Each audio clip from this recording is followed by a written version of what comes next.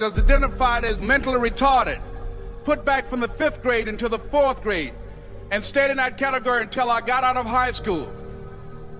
I don't have any college training, but I met a high school teacher who one day changed my life. I was waiting on another student, and when he came in, he said to me, "Young man, go to the board and write what I'm about to tell you."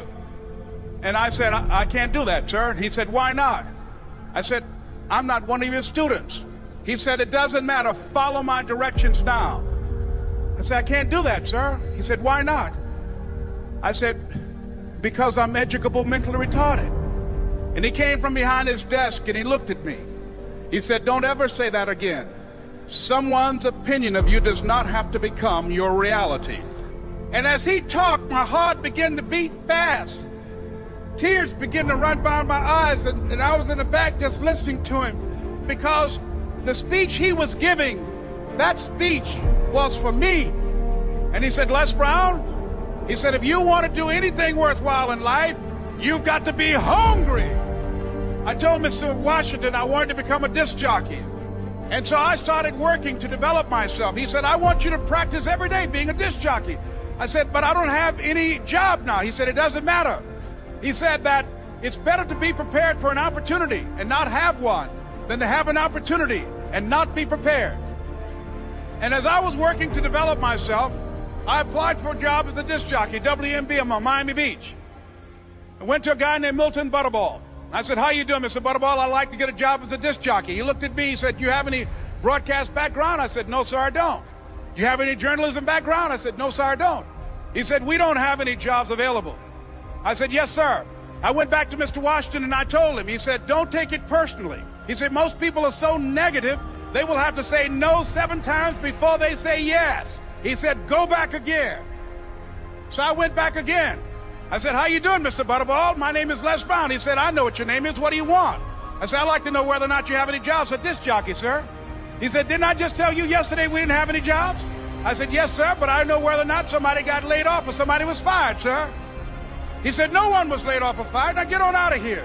I came back the next day like I was seeing him for the first time. I said, "Hello, Mr. Butterball, how are you?" He looked at me with rage. He said, "Go get me some coffee." I said, "Yes, sir." And I went to get him some coffee. After a while, I would get their lunch and dinner, and I would go in the control rooms and take the disc jockeys their food, and I would not leave until they would ask me to leave. One Saturday afternoon, while I was at the radio station, a guy named Rock was drinking while he was on the air. I was the only one there, looking at him through the control room windows, walking back and forth, young, ready, and hungry. Pretty soon the phone rang, and it was the general manager. And I answered the phone. I said, "Hello?" He said, "Les, this is Mr. Klein." I said, "I know." He said, "Rock can't finish his program." I said, "I know." He said, "Would you call one of the other DJs in?" I said, "Yes, sir." I hung the phone up. I said, "Now he must think I'm crazy." I called my mom and my girlfriend, Cassandra. I said, "Y'all turn up the radio and come out on the front porch. I'm about to come on the air." I waited for about 20 minutes, and I called him back. I said, "Mr. Klein, I can't find nobody." He said, "Young boy, do you know how to work the controls?" I said, "Yes, sir." He said, "Go in there and don't say nothing here." I said, "Yes, sir." I couldn't wait to get behind those controls. I put on an old Stevie Wonder record called Fingertips.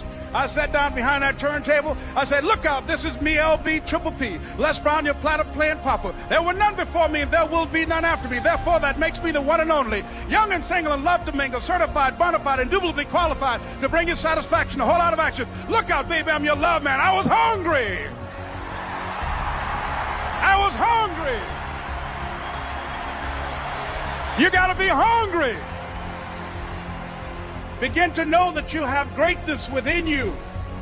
And if just one of you here begin to envision yourselves as being blessed and highly favored to reach your goals, if just one of you capture the essence of what that means, that you have greatness within you and a responsibility to manifest that greatness, that you can make your parents proud, you can make your school proud, you can touch millions of people's lives And the world will never be the same again because you came this way.